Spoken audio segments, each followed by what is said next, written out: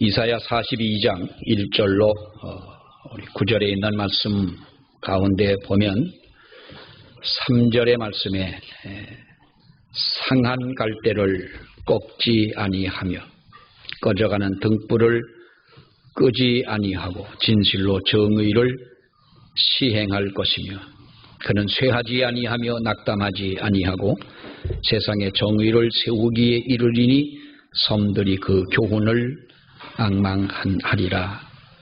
상한 갈대를 꺾지 아니하고 꺼져가는 등불을 끄지 아니하고 진실로 정의를 실행할 것이다 라고 하는 이 말씀을 하십니다. 물론 이사야 선지자는 오늘 이 말씀에서 주고 있는 핵심적인 내용은 예수님이 이 땅에 오셔서 예수님을 중심으로 주도적으로 이루어지는 그 구원의 사역에 대해서 말씀을 하시면서 그 예수님의 구원 사역 가운데 바로 하나님께서 죄로 인하여 죽었던 이 모든 하나님의 백성을 구원하고 살리신다라고 하는 이런 그 말씀을 하고 있습니다.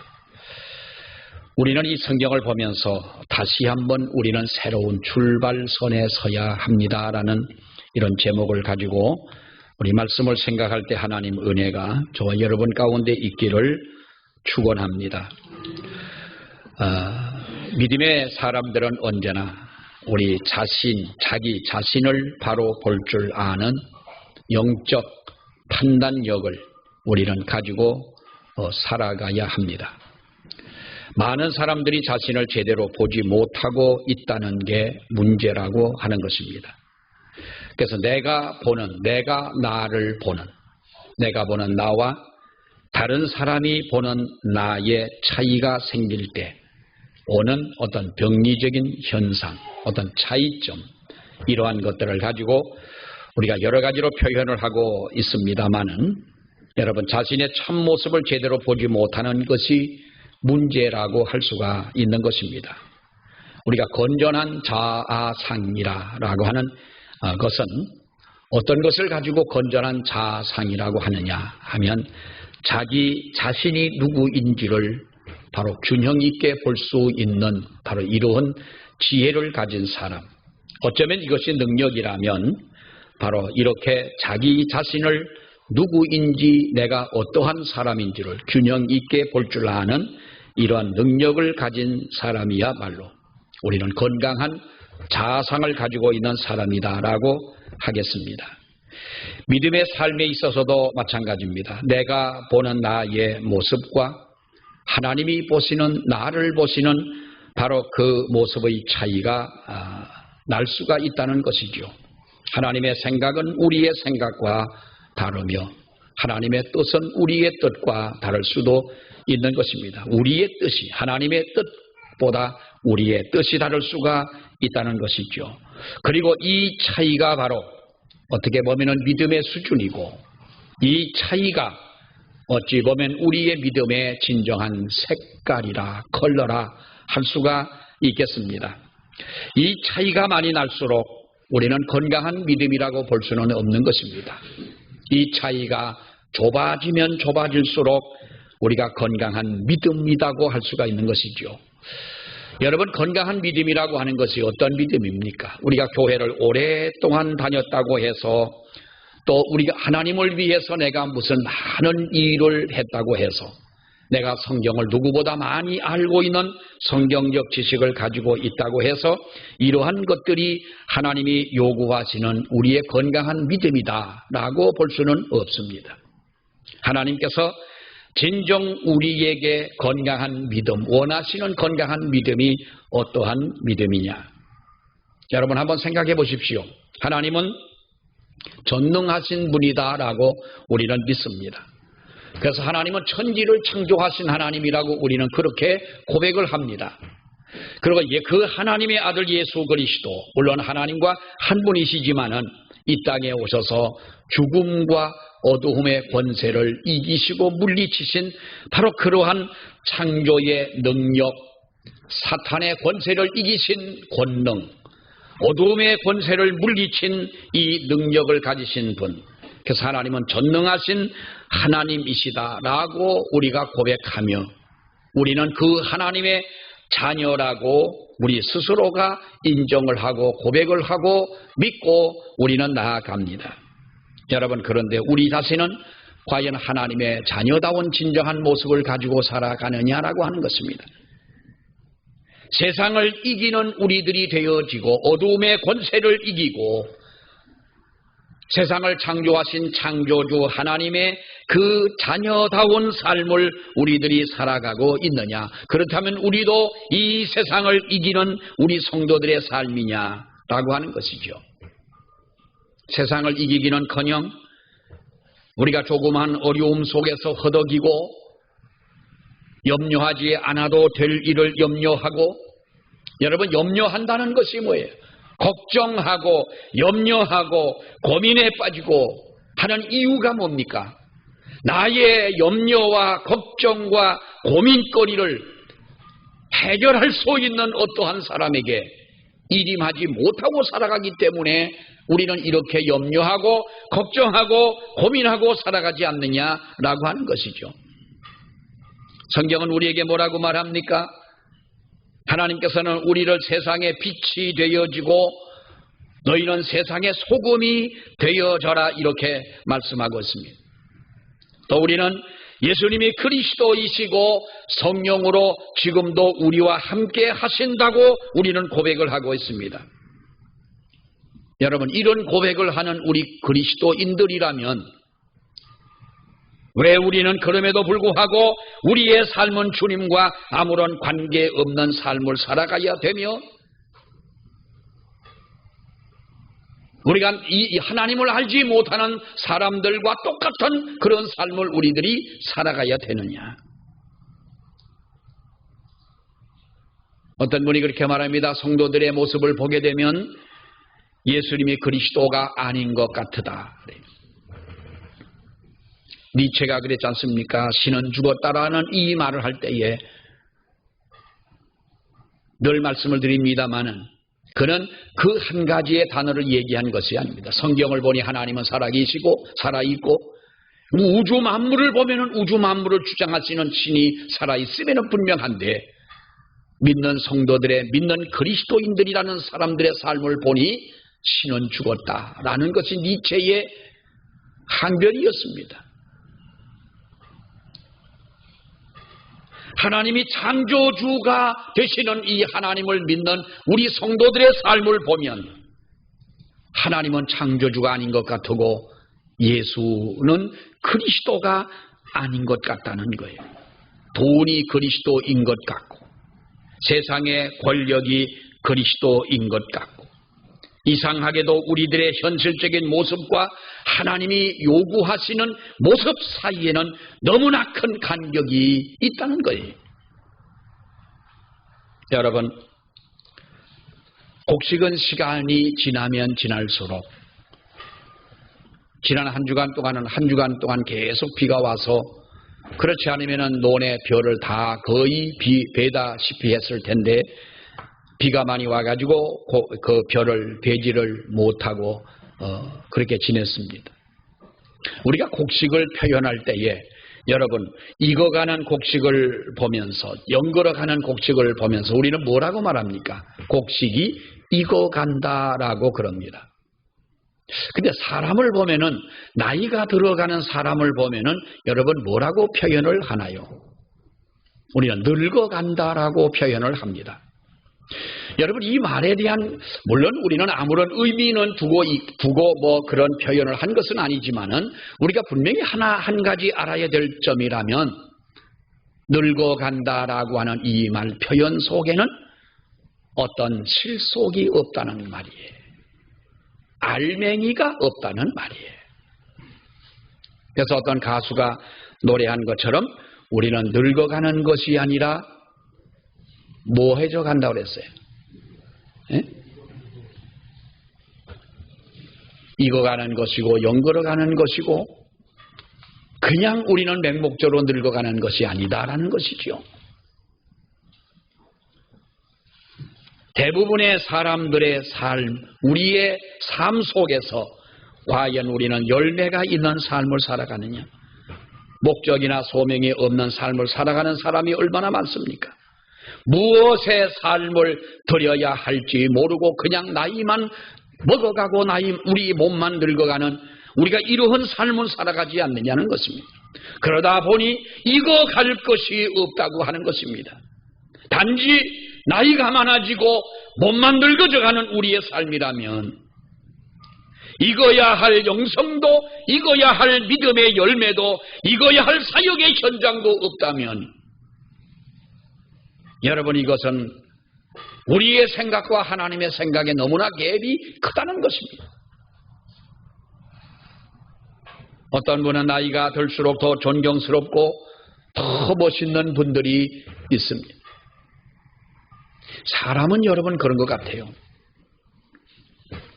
옛날 사진을 꺼내보면 누구라도 옛날 사진을 꺼내면서 부끄럽다라고 말하지 않는 사람은 없습니다. 오히려 10대, 20대 젊었을 때의 그때의 그 사진이 더 아름답고 더 귀하게 느껴져야 되는데 20년, 30년, 40년이 지나간 후에도 옛날의 그 사진을 들춰보면 옛날의 사진은 왠지 그렇게 촌스럽게 보이는지 모르겠어요.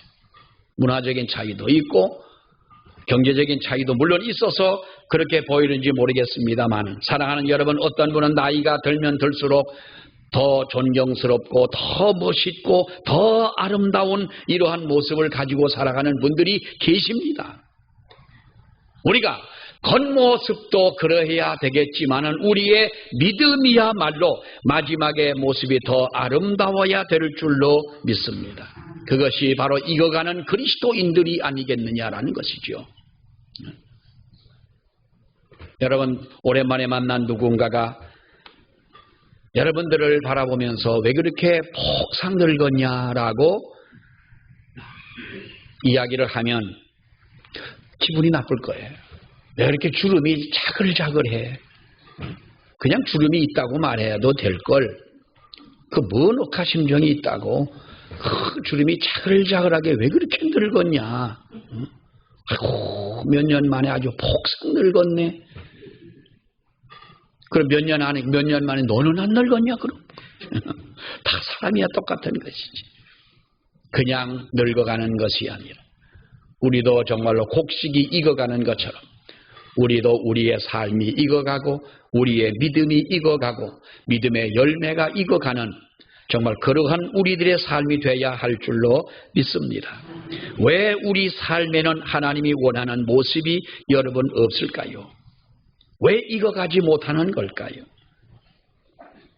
우리 자신을 여러분 돌아보게 되면 우리가 믿음의 삶을 시작하고 열심히 신앙생활을 하고 있지만 그럼에도 불구하고 왜 우리는 하나님이 요구하시는 믿음의 모습을 이루지 못하고 지금 살아가고 있느냐? 왜 그런 것이냐라는 것입니다. 우리는 오늘 이런 현상들을 믿음의 출발선, 어쩌면 믿음의 출발선과 믿음의 결승선이라고 하는 관점에서 볼 때에 뭔가 어디에서부턴가 우리는 하나의 차이점이 있다고 하는 것입니다. 여러분, 믿음의 출발선과 믿음의 결승선, 이것은 무엇입니까? 여러분은 언제부터 이 믿음의 출발선에 섰고 언제부터 우리는 이 믿음의 길을 여러분 달려가고 있는 것입니까?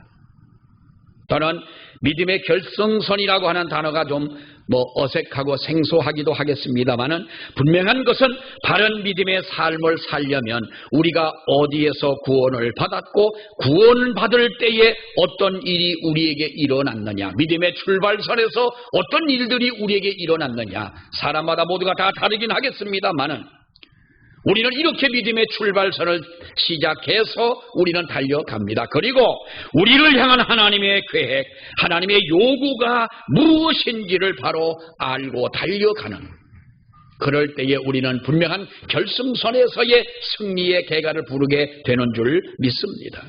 우리가 어디서 구원을 받았느냐, 우리의 믿음의 출발선은 여러분 무엇이냐라고 하는 것입니다. 오늘 본문의 말씀을 보게 되면 우리들에게 이렇게 말합니다. 3절에 있는 말씀에서 믿음의 출발선에 서 있는 우리들을 향하여 너희는 상한 갈대요 꺼져가는 등불 같으다라고 하는 것입니다. 예수님이 이 땅에 오셔서 구원의 사역을 이루실 때에 상한 갈대를 꺾지 아니하고 꺼져가는 등불을 끄지 않으시는 하나님이시다. 상한 갈대, 여러분 무엇을 말합니까? 우리가 이해하자면 갈대가 있는 땅은 황무지와 같은 것이고 버려진 땅입니다. 갈대는 그런 곳에서 자라죠. 농사를 할 수 있는 그런 땅이 아닌 버려진 땅이. 우리가 그곳에서 갈대가 자라는 것입니다. 이 갈대라고 하는 것은 땅을 황폐하게 만들고 정말 쓸모없게 만드는 한 식물인 것입니다. 그런데 그 갈대가 쓸모없는 정도가 아니고 아예 상해버린 갈대다라고 이렇게 말합니다. 그래서 상한 갈대라고 성경은 말씀을 하지요. 여러분, 꺼져가는 등불을 끄지 않으시는 하나님이시다. 그래 보니까 이렇게 말합니다. 꺼져가는 등불에 대해서, 등불이라고 하는 것은 우리가 기름이 없으면 불이 꺼져갑니다. 기름이 없다고 그러나 당장에 그 불이 꺼지는 것은 아니지요. 여기 곡수도 여주도 마찬가지입니다마는 양평이나 여주도 전기가 그렇게 오래 들어온 지가 오래지는 않았을 것입니다. 전기불이 들어오기 전에는 모두가 다 이렇게 호롱불을 가지고 이게 그 등불을 가지고 사용하는데 기름을 넣고 등불을 켰다가 여러분 기름이 떨어지게 되면 어떤 현상이 생겨집니까? 그때부터 심지가 타들어가고 연기가 나고 아주 독한 냄새가 온 방 안에 퍼지게 됩니다. 눈을 아프게 합니다.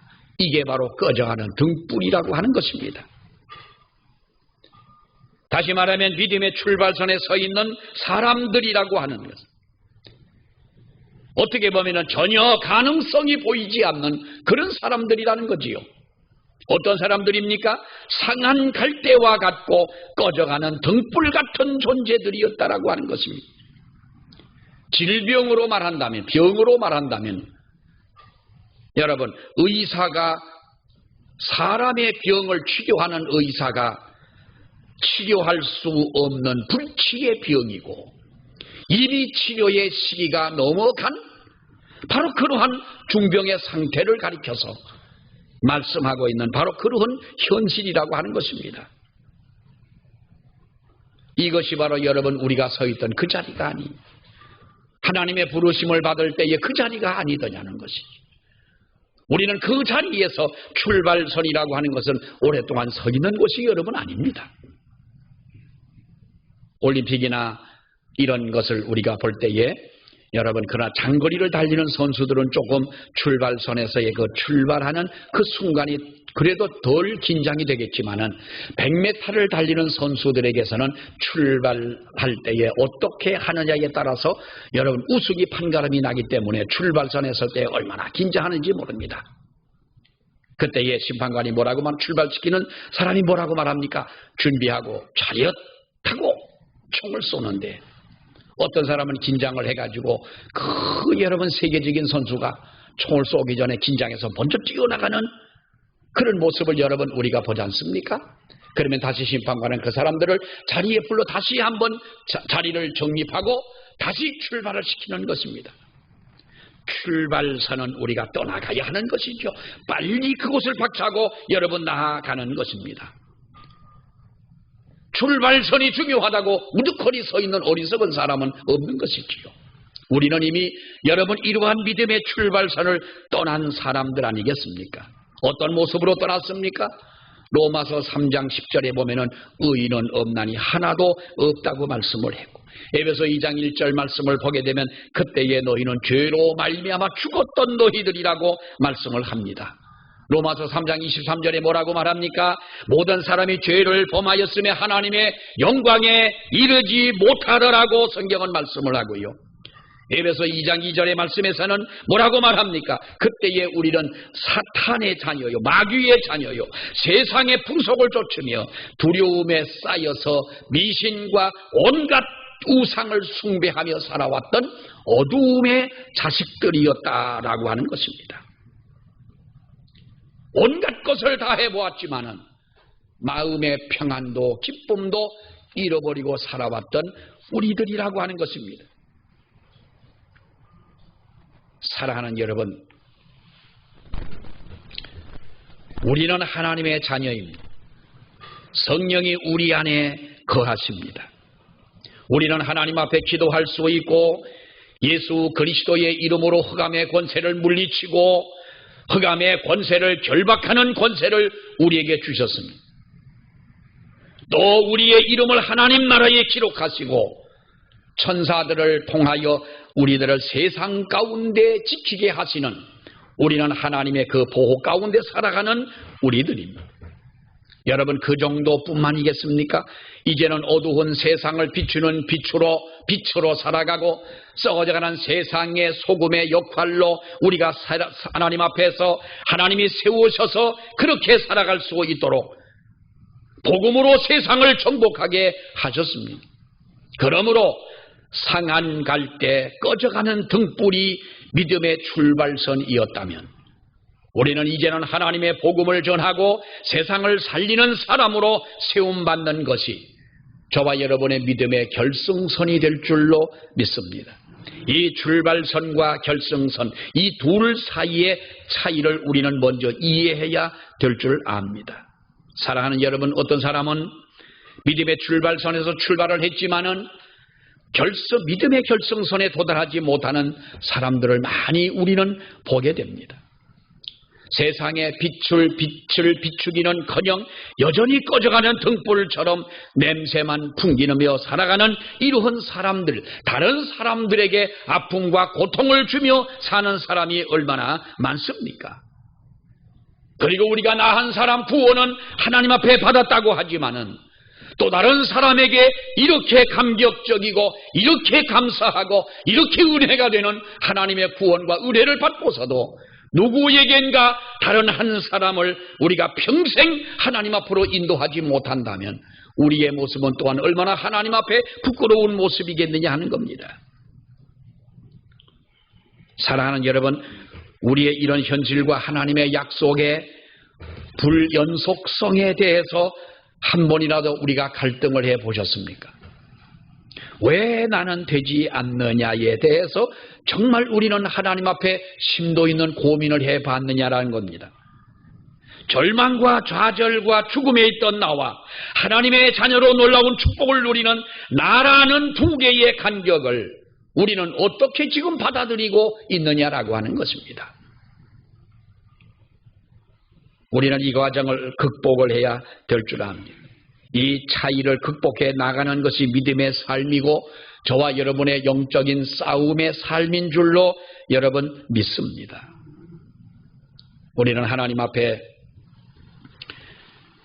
부름받은 하나님의 사람들이고 하나님의 은혜 가운데 하나님의 인도하심을 따라서 우리는 이 믿음의 출발선을 이제 떠나서 결승선을 향하여 달려가고자 하는 저와 여러분들입니다. 어떤 분은 아마도 결승선이 눈앞에 보이는 그러한 분들도 아마도 계시리라고 생각을 합니다. 우리들이 잘못 출발을 했다면 다시 한번 우리는 그 출발선에 서야 할 것입니다. 믿음의 출발선에 다시 서서 하나님께서 우리에게 어떻게 하시라고 하는 그 방법대로 하나님의 기뻐하시는 하나님의 그 뜻대로 우리는 달려가야 된다고 하는 것입니다. 우리가 어떻게 믿음의 결승선으로 나아갈 수가 있습니까? 여러분, 우리가 정말 믿음의 결승선에 서려면 무엇보다 먼저 이 출발선이라고 하는 이 출발선을 새롭게 인식을 해야 될 줄로 압니다. 많은 성도들의 믿음 생활의 실패는 이 출발선의 오해였다라는 겁니다. 여러분 보세요. 믿음의 출발점을 가장 잘 안 사람 중에 하나가 누구이겠습니까? 성경에 보면 사도 바울이라는 사람이에요. 여러분, 그는 뭐라고 말합니까? 다메섹 도상에서 그는 바로 예수 그리스도를 체험합니다. 주님이 그의 이름을 불러주십니다. 나의 과거를 아는 당신이 누구냐고 바울이 물었을 때에 나는 네가 핍박하는 예수라고 그를 부르면서 그에게 은혜를 부어주고 그를 회심시켜주시고 그를 통하여 하나님의 귀한 일을, 많은 일을 감당하게 하십니다. 여러분, 그런데 그는 뭐라고 고백을 합니까? 디모데전서 1장에 보면 나를 능하게 하신 그리스도 예수 우리 주께 내가 감사함은 하나님이 나를 충성되이 여겨 내게 직분을 맡기셨다라고 그랬어요. 이것이 사도 바울의 고백인 거예요. 나를 충성되이 여겨서 하나님이 내게 이 직분을 맡기셨다는 것. 여러분, 우리는 우리의 믿음의 출발선을 잃어버려서는 안 됩니다. 성경에 보면 그런 사람들이 많습니다. 대표적인 사람이 구약시대의 사울왕이었습니다. 여러분, 사울왕이라고 하는 사람은 하나님께 버림받은 실패한 대표적인 왕이었습니다. 왜 실패합니까? 믿음의 출발선의 그 은혜를 잃어버리고 말았던 것입니다. 왕이 되고 나니까 자신이 뭔가 대단한 존재인 줄 알았습니다. 그래서 그는 하나님 앞에 얼마나 여러분 교만하게 행동을 합니까? 사무엘 선지자가 이렇게 말합니다. 왕이 스스로 작게 여길 그때에 이스라엘 지파의 머리가 되지 아니하셨나이까?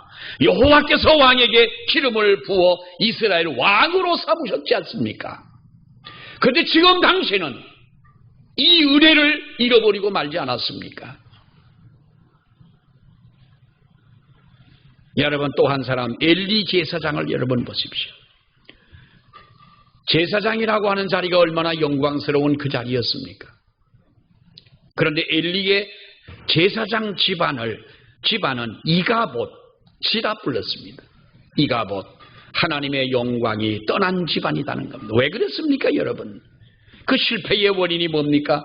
사무엘상에 보면은 그는 바로 나보다도 내 아들들을 더 중히 여겼다라고 했어요. 제사장 자격이 없다는 것이죠.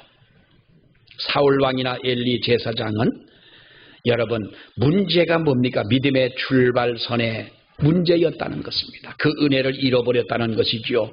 왕으로 세움받은 그 출발선, 제사장으로 세움을 받았던 바로 그 출발선, 그 하나님의 은혜를 희미하게 잊어버리고 말았다는 것입니다. 우리는 이 은혜를 잃어버린다면 안 되는 것이지요. 어느 책에 이런 이야기가 있습니다. 사냥을 나왔던 왕이 길을 잃습니다. 한참 길을 헤매고 있는데 양들을 먹이고 있는 한 어린 목동을 만나게 됩니다. 그래서 가는 길을 물었더니 이 목동이 아주 이야기를 하는데 너무나 이 왕의 마음에 지혜 있는 그런 표현으로 이 왕에게 길을 가르쳐 줍니다. 왕궁에 돌아온 이 임금이 어느 날 가만히 생각을 해보니 그 젊은 그 목동이 산에서 양들만 데리고 살기에는 너무나 아깝다는 생각이 들어서 그 젊은 아이를 데리고 왕궁으로 들어오게 됩니다. 그리고 그를 교육을 시키고 공부를 시키고 자기들의 아들들과 함께 자라도록 먹고 마시며 최고의 학문을 닦습니다. 나중에 왕은 이 사람을 발탁을 해서 나라의 재상으로 삼았던 것이죠. 그런데 이 왕이 나이가 들어서 이제 세상을 떠나고 그 아들 왕이 아버지를 대신하여 왕이 됩니다.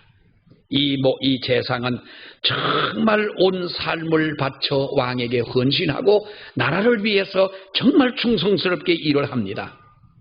그런데 여러분, 정치마당이라고 하는 것이 그때나 지금이나 이 사람을 존중하고 늘 보호하고 지켜주는 건 아니지 않습니까? 다른 이 사람들이 와가지고 다른 신하들이 와서 이 늙은 재상을, 이제 이도 나이가 들어서 늙고 나니까 이 늙은 재상을 그 왕에게 이 이야기를 합니다. 이 사람을 몰아내기 위해서 여러 가지 궁리를 합니다. 그러던 중 왕궁에 대대로 내려오던 한 보검이 없어지고 맙니다. 그러니까 임금의 칼이 없어지고 맙니다. 그때 어떤 신하가 왕궁에 대해서 가장 잘 아는 사람은 이 늙은 재상이라는 거예요. 그래서 이 사람에게 물어보면 아마도 찾을 수가 있는 것이고 아마도 이 사람이 범인일 것이라고 그렇게 이 사람들은 이 사람에게 누명을 씌워 쫓아내기 위하여 이렇게 합니다. 늙은 재상은 부인을 했지만은 결국 그는 범인으로 지목이 되어지고 그의 집은 수색을 당합니다. 다 집안을 샅샅이 뒤집니다. 근데 아무리 찾아도 이 복음을 찾아낼 수가 없는 겁니다. 마지막 방 하나가 남아있는데 그 방은 큰 자물쇠로 굳게 잠겨져 있습니다. 그때 이 사람들이 들어와서 이 방을 조사하려고 할 때 늙은 재상이 왕 앞에 엎드려 이렇게 말합니다. 왕이요, 이 방문만큼은 열어보지 마십시오. 이 방 안에 들어가지 말라 하니까 더 의심하지 않겠어요.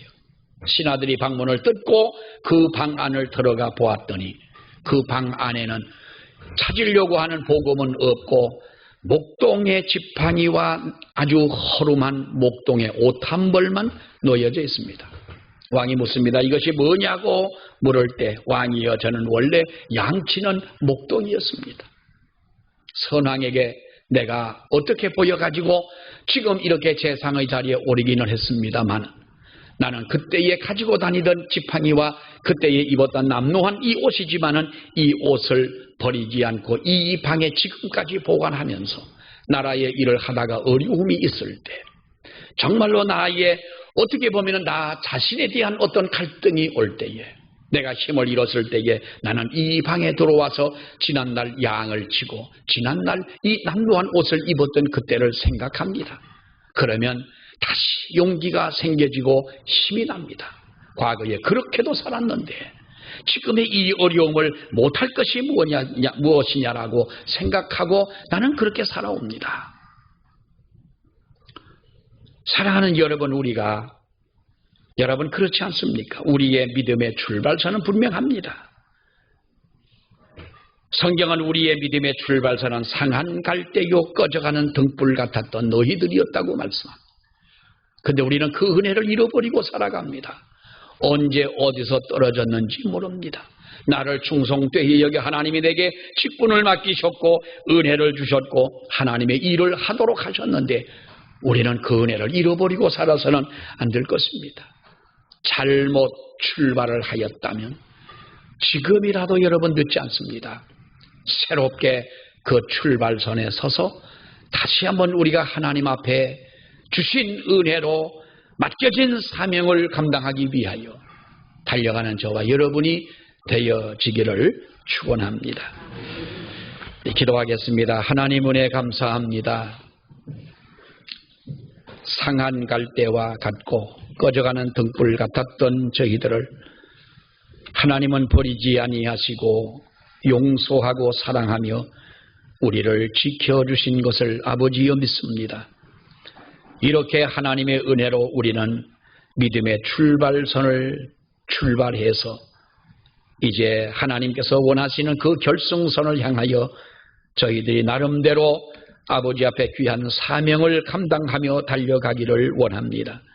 아버지 하나님, 하나님의 주시는 은혜로 또 능력과 건강과 힘으로 이 직분 잘 감당할 수 있도록 하나님 도와주시고 아버지께서 원하시는 하나님의 신실한 주의 모든 백성들이 될 수 있도록 은혜 위에 은혜를 더하여 주시옵소서.